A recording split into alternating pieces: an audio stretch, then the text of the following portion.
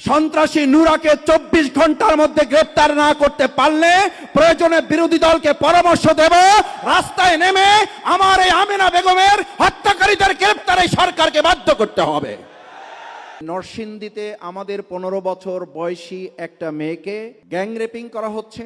তারপর তার ইজ্জত আব্রু এবং পরিবারের সম্মান বাঁচাতে না পেরে তার খালু বাড়ি যাওয়ার পথে তাকে অপহরণ করে তাকে হত্যা করা হচ্ছে এবং সেটা নিয়ে কোনো আলোচনা হবে না। আলোচনা হবে আমরা কে হেঁটে যাচ্ছি অথবা কে গাড়িতে যাচ্ছি।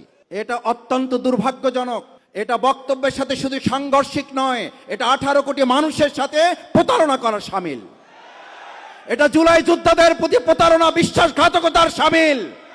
মনে রাখতে হবে এই জাতির স্লোগান তুলেছিল উই ওয়ান্ট জাস্টিস। যদি সেই ন্যায়পরায়ণ থেকে বিরোধী দল কিংবা সরকার কেউ ভুলে যায় তাহলে ওই জুলাই যোদ্ধা যারা একটা গুলি করলে একটা সরে বাকিগুলা সরে না, তারা বেঁচে আছে, আবার 5ই আগস্টের জন্য রাস্তায় তারা নেমে আসবে।